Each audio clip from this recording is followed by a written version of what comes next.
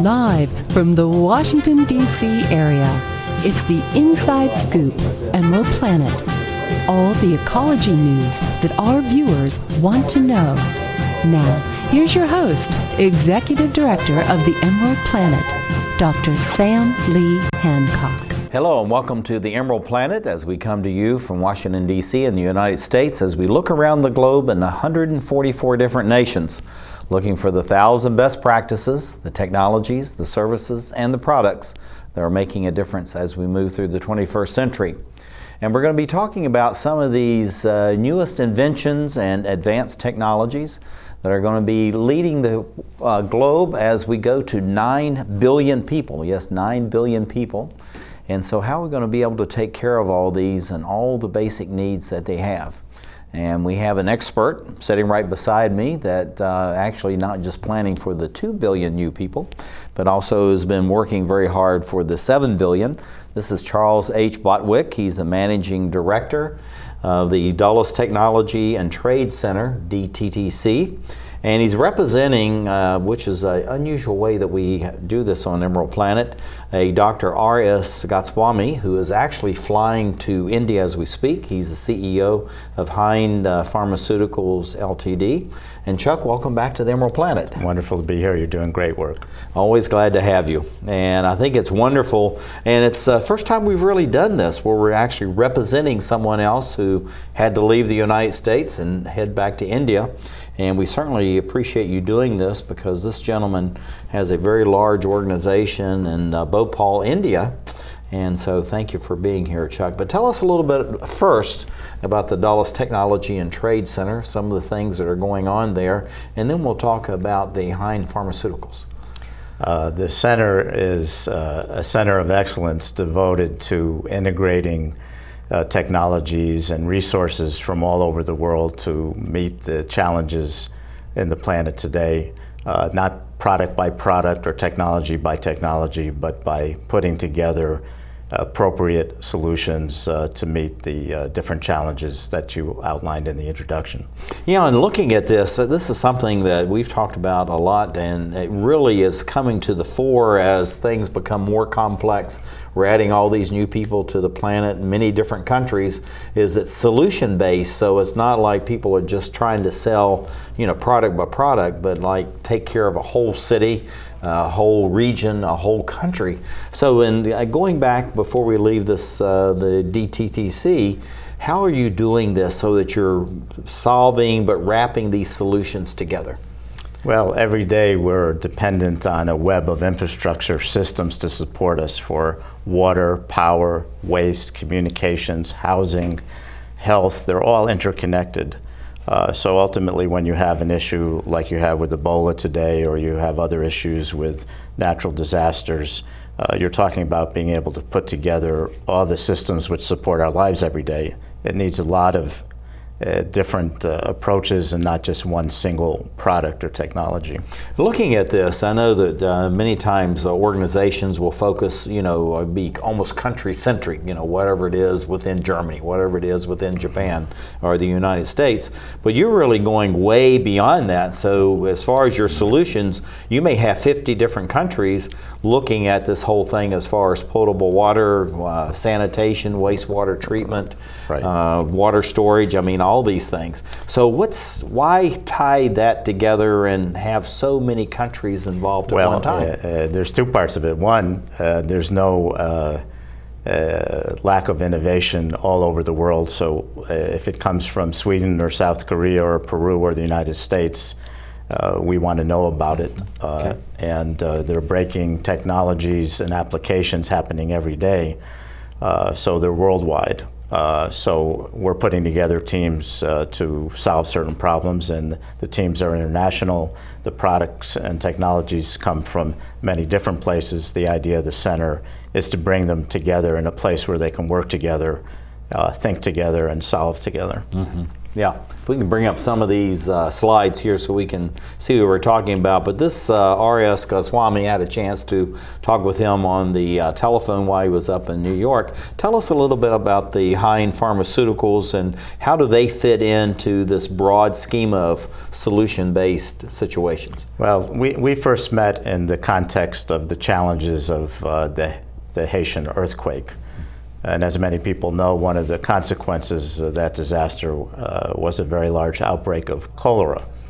Dr. Goswami, RS as he likes to be called, is an expert in water purification and disinfection. Their facility in India is maybe the largest producer of water purification chemicals, tablets, but also what are called ORS salts, oral rehydration salts, which are essential to fight dehydration and cholera, other viruses and disease. Yeah, and looking at this, this is something I know that you've been working on very closely, is to look at the, the broad spectrum of the world and see, where these people are in the different countries that they're in. So how did you meet this Dr. Goswami, and then to kind of bring him into the fold so he's part of, this solutions-based situation? Right. Well, part of it in these situations, in disaster situations and also everyday living situations, you have in the field of sanitation and water big challenges. You're talking about personal hygiene, you're talking about public water supplies or private water. What his company provides is used many places in the world that don't have publicly owned treatment works to provide clean water. And we put our heads together and came up with specialized kits that could be used and widely distributed to help individuals deal with their personal sanitation and hygiene requirements to minimize disease transmission. Yeah, this is like the Power for Peace with Emerald Planet, where we're looking at really house by house, and that morphs out into a community. So looking at this high-end pharmaceuticals, what kind of special capabilities do they have? And then maybe a little more about the scale. You said they're very large, but what does large mean? Well, in terms of production of the ORS salts and other water purification tablets, they're able to also respond very quickly with large-scale production. So in the case of Haiti, they were one of the primary producers used by the United States agencies to send supplies into Haiti. In difficult situations, there's always shortages, and you need reliable resources globally. This gets back to how the center functions, is to find resources in difficult moments to manage these problems. Yeah, and looking at that too, we talk about the Ebola, and it waxes and wanes, but Ebola, it just keeps coming around, and of course it's getting larger and more dramatic as more and more people are actually dying from this. So when looking at something like the high-end pharmaceuticals and the scalability, so how do they actually address that so that they are actually meeting the needs? Because you go from 2 or 3 people dying of Ebola into almost you have thousands happening at the same time. Well, right now they're shipping through various NGOs bulk disinfectant granules that can be mixed on site very rapidly to sterilize surfaces. One of the big problems both in cholera and Ebola with transmission, it's not just personal hygiene, but it's the hygiene of everything everybody touches, tables and cooking items and so on, and doorknobs. So you need solutions, sterilizing solutions to disinfect the environs to prevent transmission, not just between people. Now, looking at the, we will use this term loosely, but the Western world, including Japan and China and other places, very sophisticated, large, grid-type systems, whether it's for electricity or water or sanitation. Yet in most of these countries, you don't have access to any grid. The grid really comes down to whatever you can possibly do for your own family. So how are they addressing this? What's the scale of that? Are they small tablets? Is it large bulk processing? It's a very good question, and what we've done together, both in the cholera outbreak and currently in the Ebola outbreak is we've designed an individual use kit, very simple, which has water purification tablets, sterilizing tablets, things like face masks and gloves, in a very small, essentially a Ziploc bag that can be rapidly distributed at the local level, so things can be handled at the local level. So in looking at the level, how do you actually get this into these countries, and what is the process for doing that? Because you can have all these wonderful things, but if you can't get it to the end user, then it's not much good at all. Well, it's a good question. There are, of course, many channels and things happening to solve these problems. Many non-governmental organizations, relief organizations. We've worked over time with organizations like Caritas, which is the largest Catholic charity in the world. We're working with individual NGOs, one like Direct Relief, which has sent a 747 of supplies into Africa.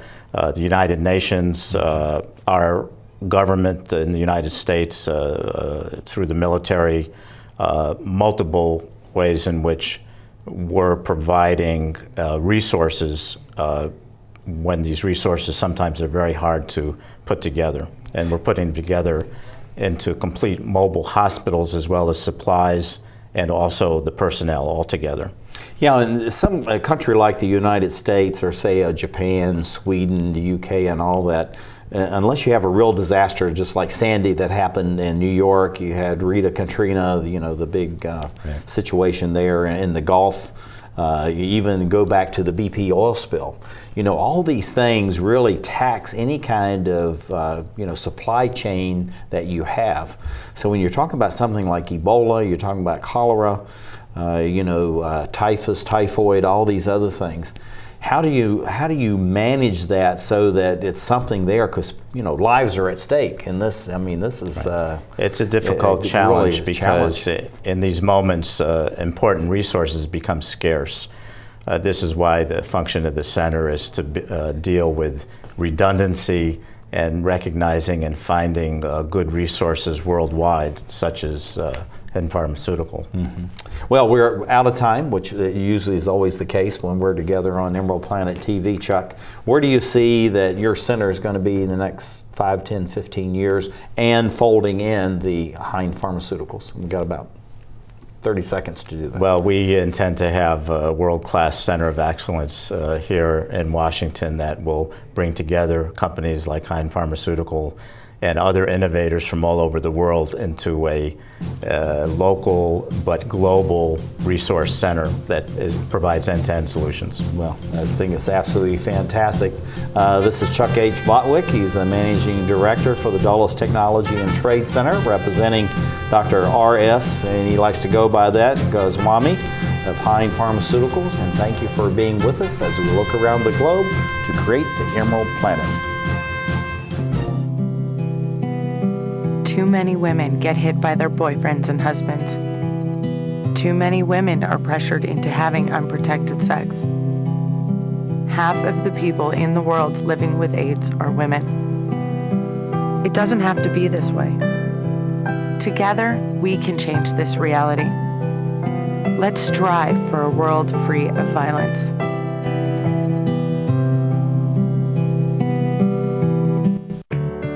At Volunteers of America, we don't just give kids a way to stay off the streets. We give them the tools they need to reach their full potential. We don't just help the elderly receive needed care. We help them live life to the fullest. We don't just provide food for homeless individuals and families. We provide job training and placement so they can buy groceries. Volunteers of America is a national organization that for over 100 years has provided programs and services that allow people to overcome their challenges to become vital members of their community. At Volunteers of America, we don't just help people, we help people help themselves. Find out how you can support the programs that are working in your community. Contact Volunteers of America today. Call 1-800-899-0089. Drivers face all kinds of distractions. Guys, stop playing now. 127 consecutive. Before your wireless phone becomes one of them, stop. Drive safely. Keep your phone in easy reach and dial sensibly. In bad weather or traffic, call later and use a hands-free device. Remember, with wireless, safety is your call.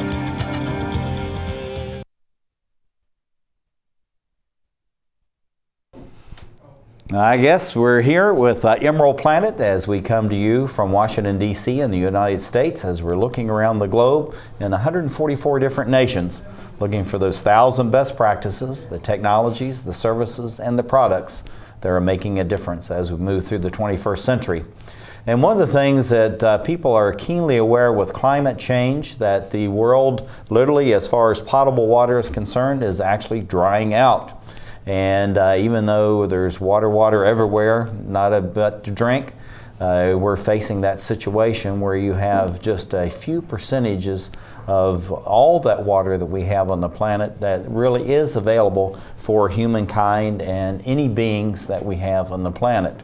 And we have three gentlemen here with us, and actually the inventor and founder is sitting right beside me. We're going to be talking about a very innovative technology where we're actually harvesting the water and be able to store it and actually replenish what we have. And I think this is something that's very unique, and we're glad to have you here.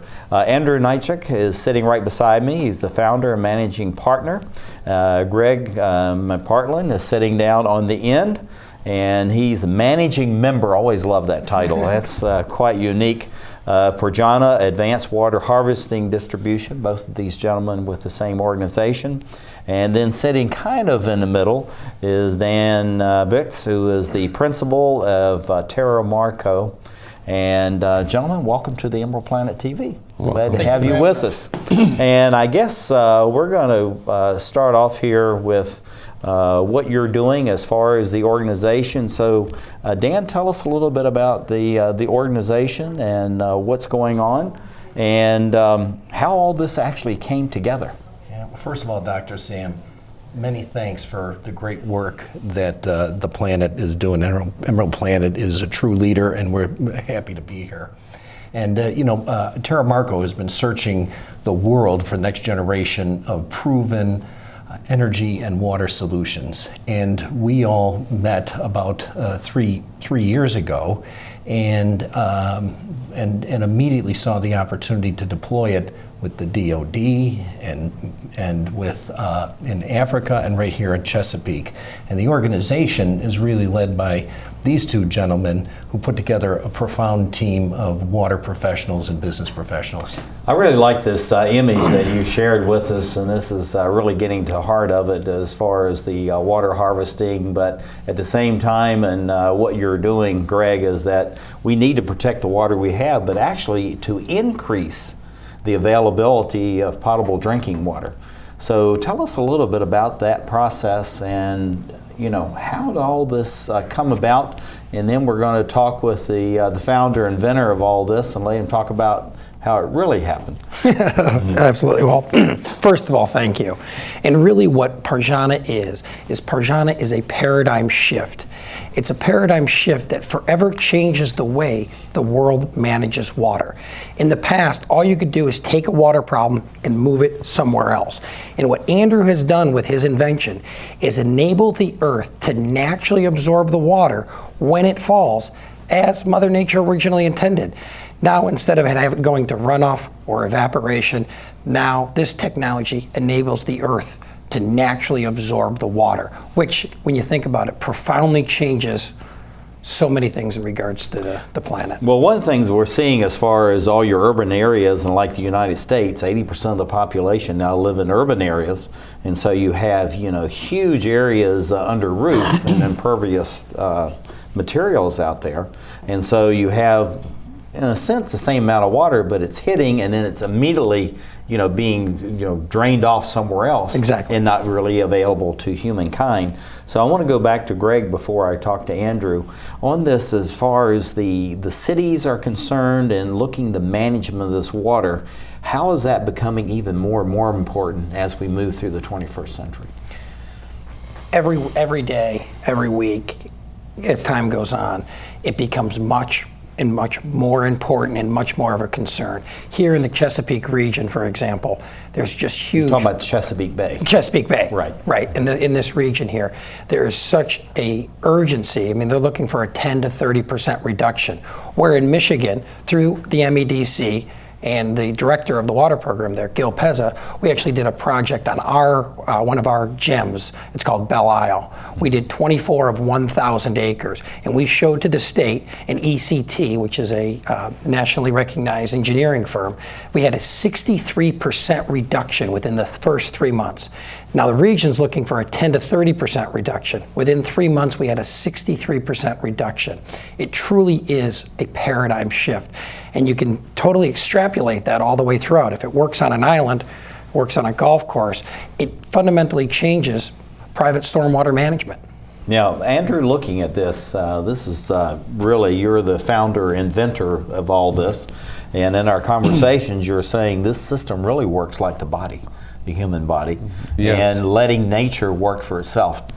Describe about what was the evolution of inventing this, and then how is that morphed into something these gentlemen are very excited about, and even Michigan University is excited about this, and you have many governments now are involved. So how did this all evolve?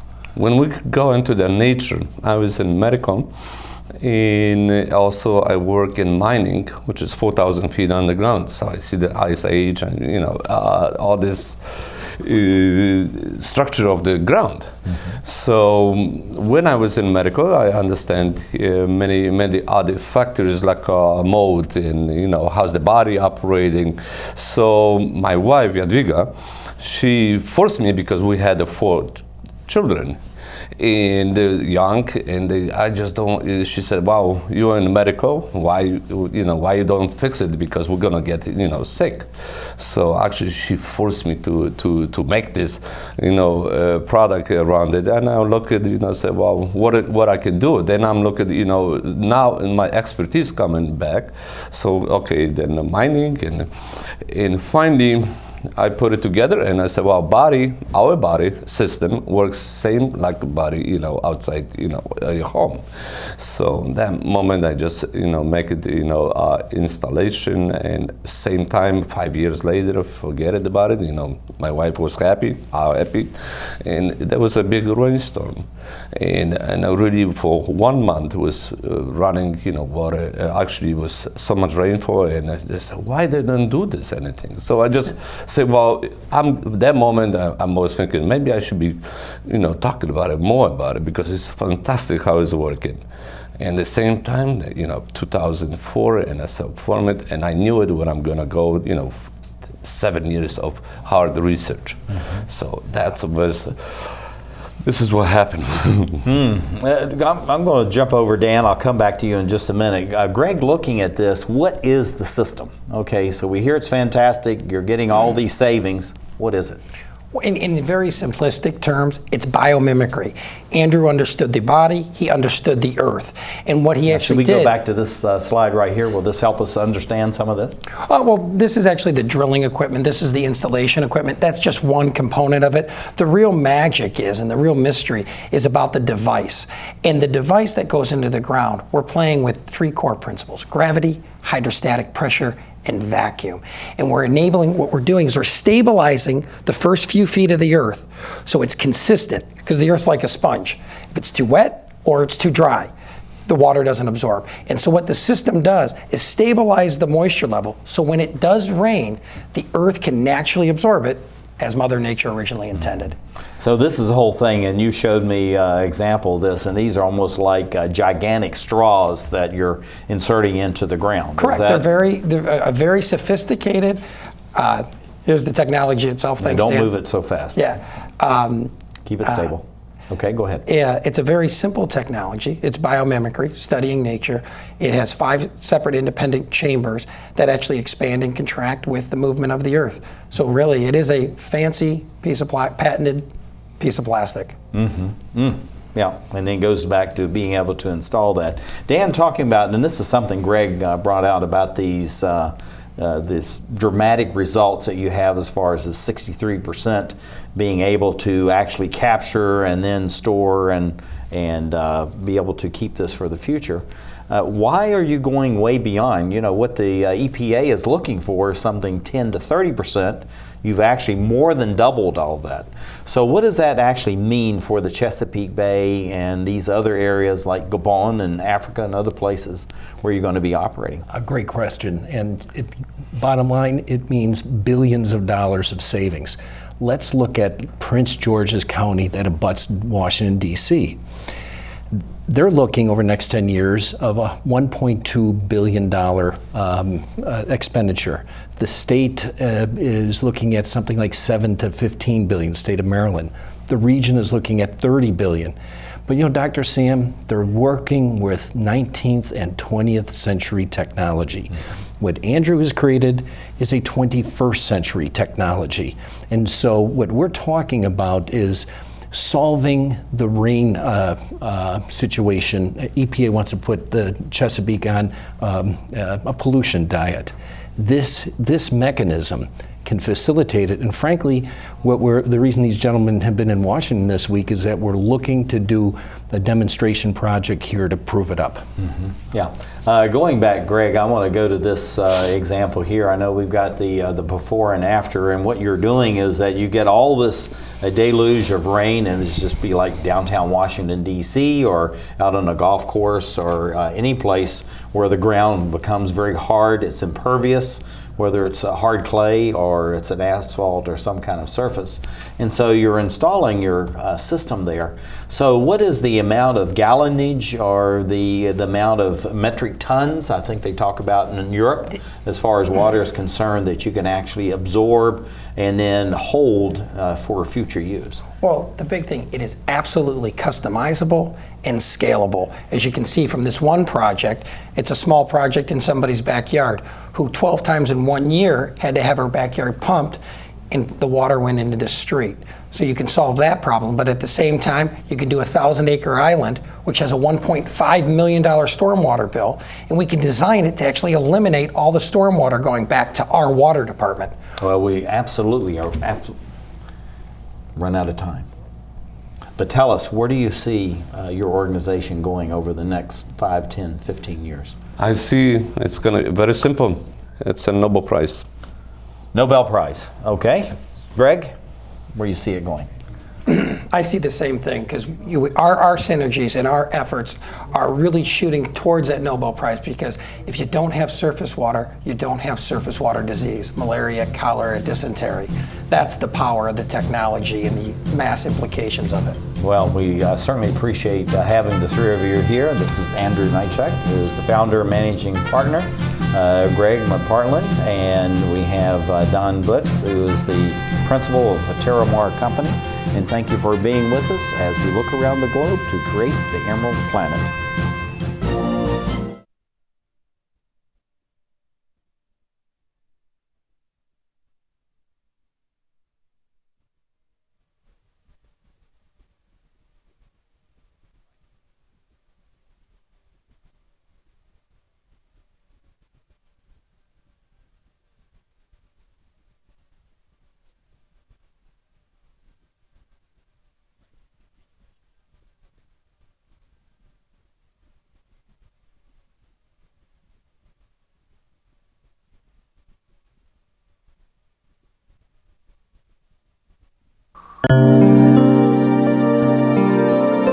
Art, a universal language, an expression of culture, of self. And now, thanks to Empowered Women International, a way for emerging and established immigrant and refugee artists and artisans to find hope to earn a living while enriching the lives of all of us. Empowered Women International. making a better America every day. For more information on Empowered Women International's educational programs or to make a tax-free donation, contact cfrip@aol.com.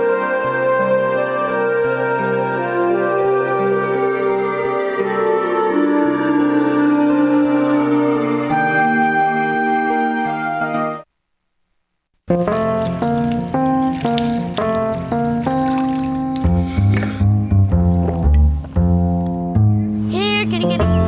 Here, kitty, kitty, kitty. Here, kitty, kitty. You'd think it would be easy to tell which kids have trouble with their eyesight. But that's not always the case. Even though 1 in 4 children may have a vision problem, eye doctors tell us the symptoms aren't always so obvious. We do know that 80% of all childhood learning is visual. And without good vision, kids can have trouble learning to read and may fall behind in school. For clues on how to spot the real-life signs of childhood vision problems and what parents can do, visit checkyearly.com. A public service message from the Vision Council of America, and reading is fundamental.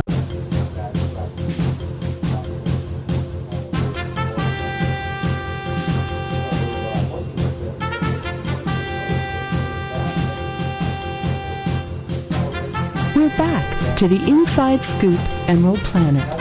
Here again, your host, Dr. Sam. Hello and welcome to the Emerald Planet as we come to you looking on a week-to-week basis for those 1,000 best practices, the technologies, the services, and the products that are making a difference as we move through the 21st century. And as we have a planet with 9 billion people, how are we going to be able to take care of all of them as far as the basic infrastructure?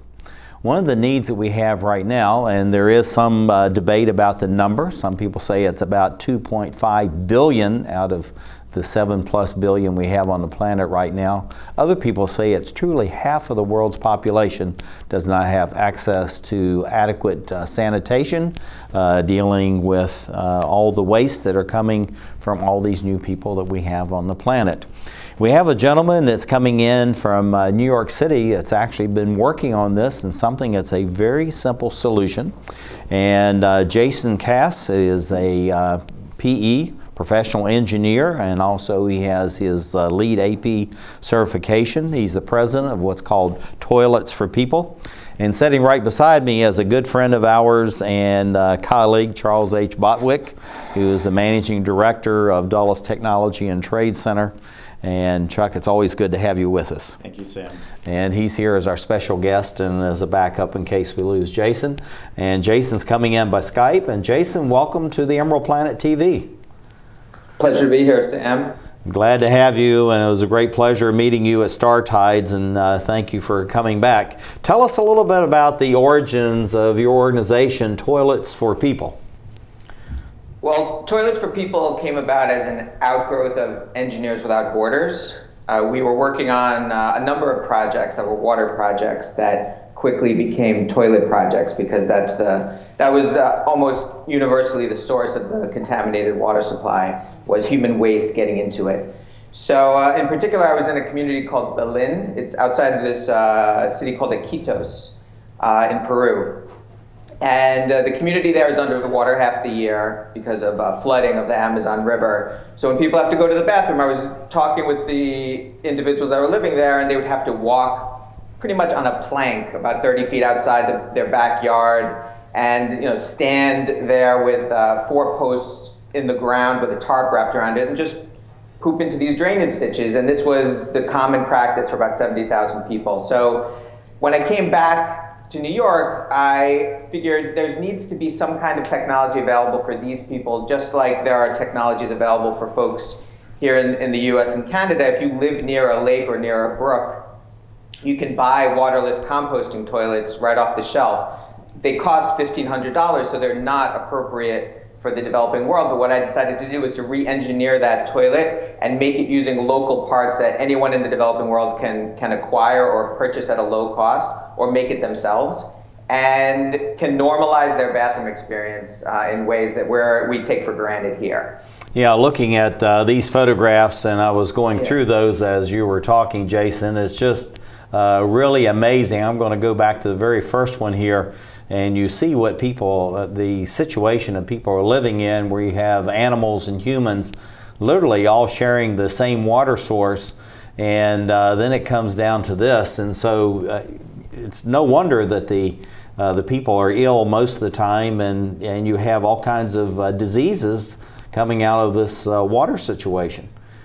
Right, well, it's sort of, there's a baseline of illness that's present in a lot of these communities, and specifically in Berlin, we were there to support a health clinic. It was one of the few health clinics in this slum area, and who called us were the doctors who were coming down to volunteer 3 or 4 times a year, because they were also having to walk the plank and poop outside into the river, and they were afraid that their pathogens were going to get introduced into the water supply and actually make people sicker, that their presence there might actually have a detrimental effect. It kind of goes back to what Chuck was saying before about cholera, and how did Nepalese cholera end up in Haiti, and it's because of poor sanitation practices mixed in with a lot of people moving around these days, and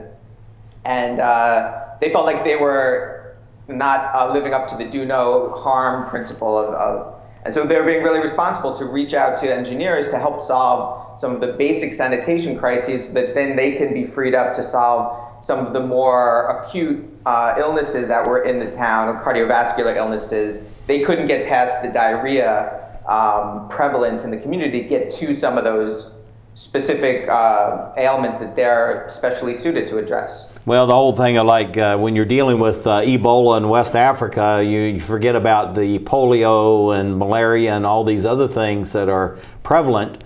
And so you go from really one crisis to another. But looking at the, regardless of the numbers, 2.5 or 3.5 billion people, that's in essence, it's still almost half the world's population is facing with this. So looking at your solution that you have, how does this actually address at a level that people can actually afford? $1,500 for people living in these communities that we're looking at right here. In many cases, that may be the income for a whole year, for a whole family. Or many years. So what we've done is we've created a model that can use different kinds of materials depending on what's present in the community. We have a plastic model that we make here in Staten Island, New York. That's where I am right now at our shop. And we sell those for $400 to NGOs that are going in country to work on water and sanitation projects. If we're going to the country to work with those NGOs. Jason, let's stop for a minute. We need to bring these slides up because we're not actually seeing the images. There we go. Okay, go ahead. Okay, so basically it's just a spinning drum inside of a box. It's a very simple toilet concept, and it's really no different than a vegetable composter that somebody might see in someone's backyard, where you put vegetable scraps on the top, you throw in dry leaves, you spin it, and out comes soil a few months later. It's the same process, except you're substituting poop for vegetable scraps, and out is coming a soil-like compound that we recommend just burying it, because people have an aversion to using human waste fertilizer, which we totally understand and don't want to have that behavior change be something that we're pushing on people. But what we do is we leverage the composting process to reduce the pathogen levels dramatically, reduce the volume, and reduce the odors and the vectors and the flies from making their toilet an unpleasant experience to be around. And essentially when we go to the community, we identify what materials they're comfortable with working with, and we employ those and we redesign the toilet to suit them so it's an appropriate technology. And if the community wants to make it out of concrete, the outside box, that's great. We could probably drive the cost down to $100 if that's the case, because then you really only need some concrete, a plastic drum, about 15 or 20 gallons, which is very common in the developing world. They're used a lot for transporting waste. Relief agencies use them a lot. And then just some basic hardware and a vent pipe.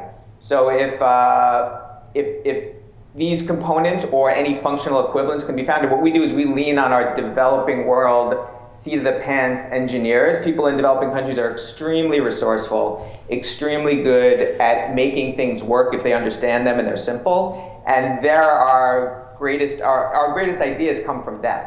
Yeah, and you know, this is actually, if you look at the slides that we have here, a lot of this is quite elegant in its very simplicity, and I think this is what you're talking about as far as the Engineers Without Borders and how they're able to help. Chuck, you want to ask the next question? Yeah, Jason, very nice work you're doing. You know, when you go to applications, there's so many needs in the world, but where do you see that you're most likely to have the biggest opportunities for individuals or organizations, groups to actually uptake this technology and get it out there? I think the biggest opportunity for us is, so we're a social business, and what we like to do is we like to train up social entrepreneurs in these countries that are brought to us from our NGO partners. So we'll go in country, we'll go to Senegal, let's say, and we'll identify some masons, some carpenters, some metal workers, all of them looking for jobs, have great skills, and we teach them how to make the toilets for themselves, because we could never make enough toilets to serve all the people that need toilets. This is a technology that needs to be farmed out, and that's the way we see ourselves having the greatest impact, is by teaching other people how to make them. And how we make our money, how we derive our sustenance, is we work for NGOs, and they pay us as a consultant to do that work. Looking at Jason, let's move on here just a minute. Looking at the country of India, what are we looking at here as far as how this relates to what we're talking about, the technology transfer and addressing the issue of tens of millions of people in India that do not have access to any kind of toilet or sanitation, and most of the schools do not have it either. Right. I think to be really clear, from our perspective, Toilets for People is a technology agnostic organization. So if any people in India or elsewhere can dig a pit latrine and they're comfortable with that, or it can do a flush toilet and actually the water be treated, then those are fabulous technologies and they should be employed. Problem is that in flood-prone areas, neither of those technologies work. So people may want toilets, but there is no technology available to them that they can afford that's going to be effective for them. So that map of India shows huge areas of the country that are flood-prone and require a technology like ours, or maybe there are others that'll come along that are appropriate for flood-prone areas.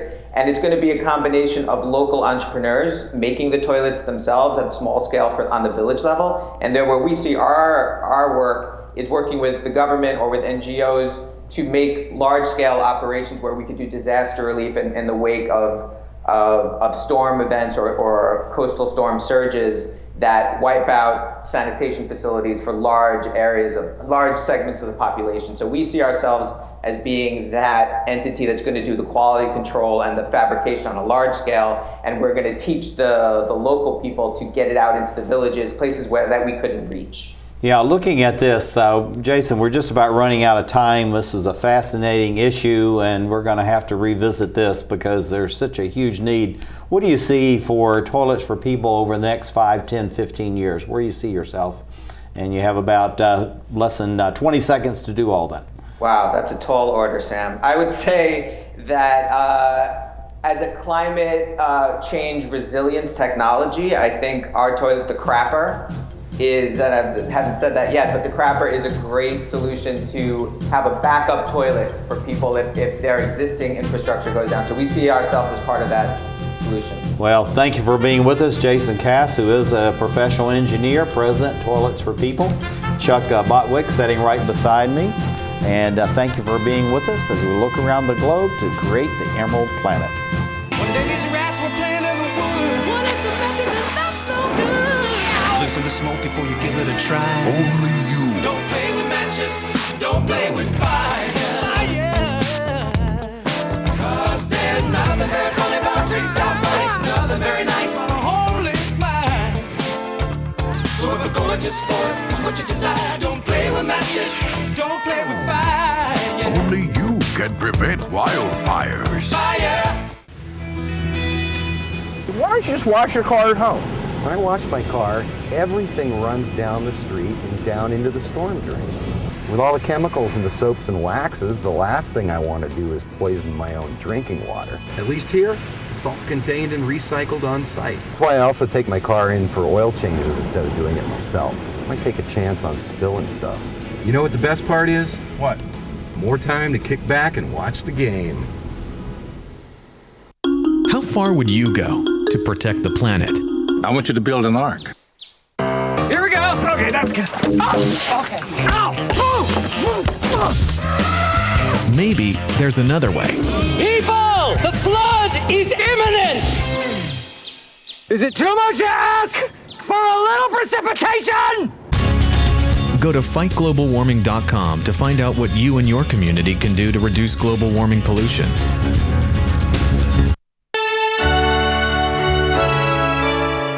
Somewhere around the world, there are men and women of the armed forces risking their lives, helping rebuild communities after natural disasters, collecting toys for needy children, tutoring kids in school. These are your sons and daughters who work to keep us safe, secure, and free. Dedicated men and women who put their country first.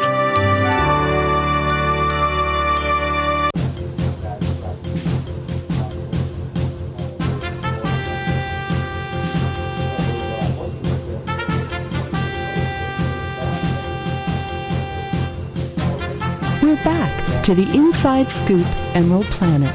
Here again, your host, Dr. Sam. Hello and welcome to the Emerald Planet as we come to you weekly from Washington, D.C. in the United States as we're looking around the globe in 144 different nations, looking for the 1,000 best practices, the technologies, the services, and the products that are making a difference as we move through the 21st century. I'm Dr. Sam Hancock, the President, Executive Director of Emerald Planet, and Director and host of the Emerald Planet TV. And we're looking at specifically technologies that are making a difference as the planet goes to 9 billion souls by 2050, and how we're going to be able to provide the basic infrastructure as well as the food, the fuel, the fiber that's needed. I have a gentleman who worked in a very challenging country in Bangladesh. He was in Dhaka and many areas of that. This is Levi C. Leatherberry. He is the project consultant for the Yunus Center. And for many of our viewers, Yunus Grameen is, and the Grameen Bank is a very well-known name. But anyway, Levi, welcome to the Emerald Planet. Glad to have you here. All right, thanks for having me. Tell us a little bit about the Yunus Center, Grameen Bank, and you know, people are very familiar with both of those names, but tell us a little more about it. Well, I'll get to the Grameen Bank there first, because that's where it all started, really.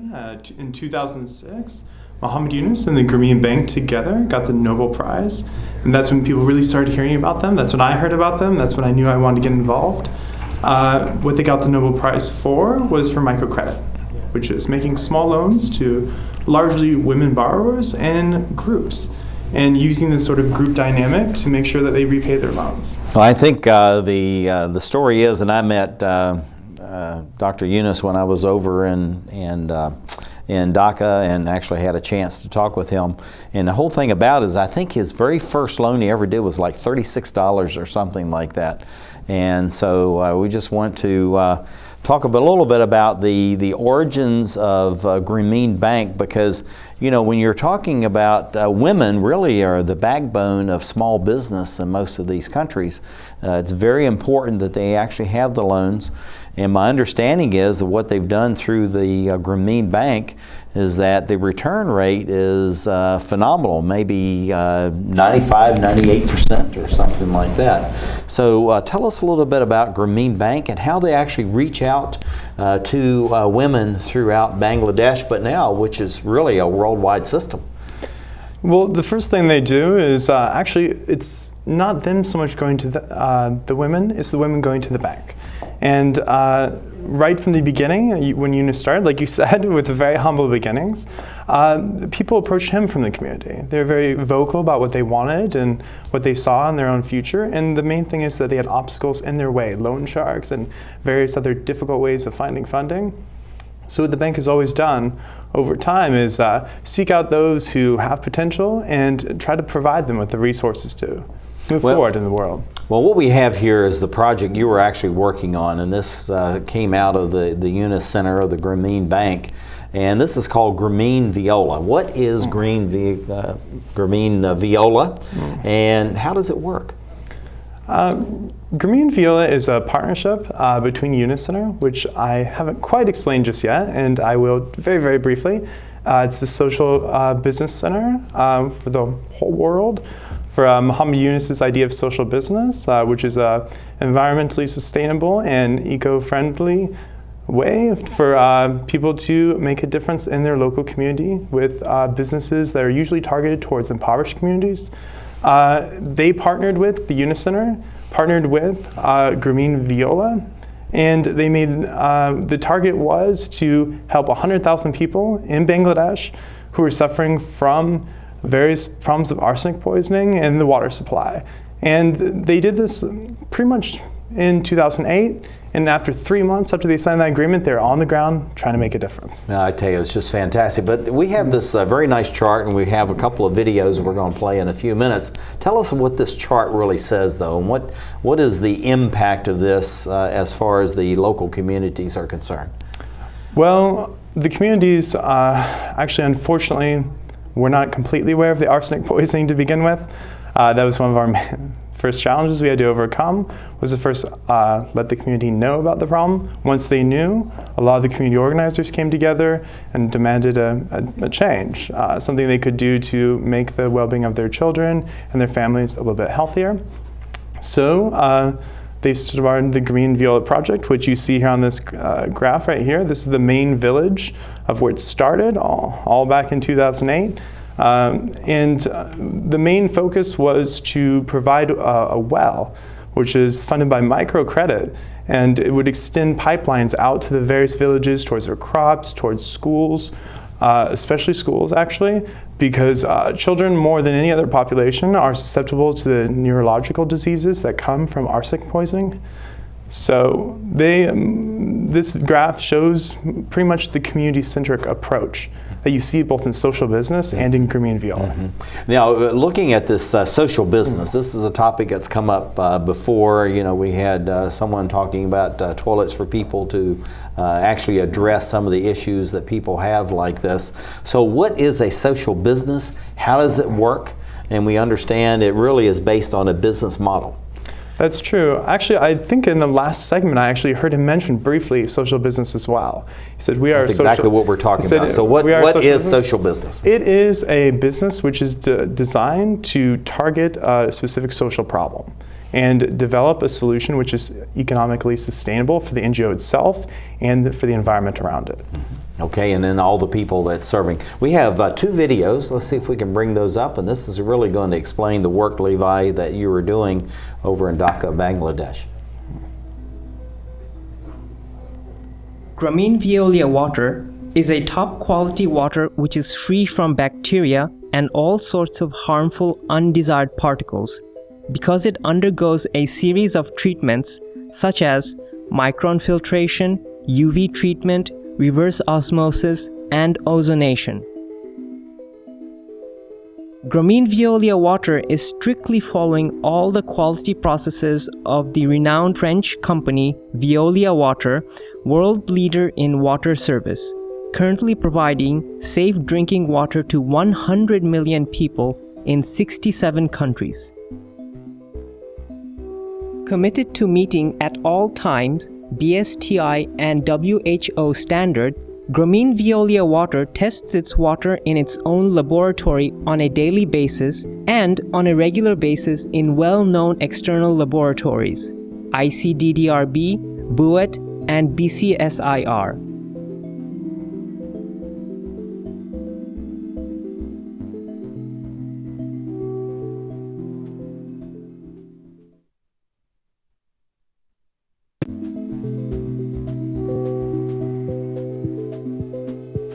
In 2008, Veolia Water signed a joint venture with Grameen Healthcare Services Limited following the social business model of no loss, no dividend basis.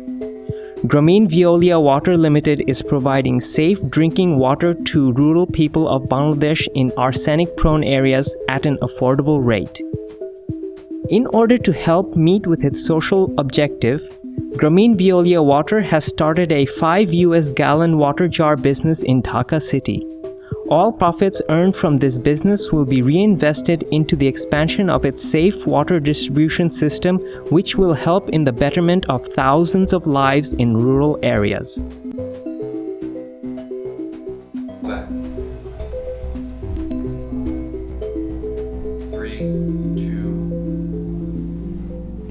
Levi, this is absolutely a fantastic project, and very proud of you that you're involved in this. Going back to this chart, we were talking about this earlier, and we've got kind of a broad view of this, but tell us specifically how this actually works and how people come involved in this. Is this through some kind of cooperative, or all of that goes back into the Yunus Center and Grameen Bank itself? How does this really work?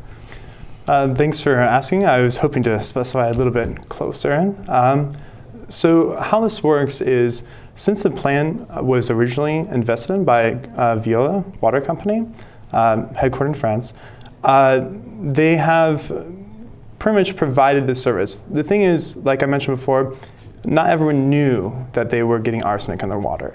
Not everyone believed it, not everyone supported at first the project. So what they did is they built the plant first.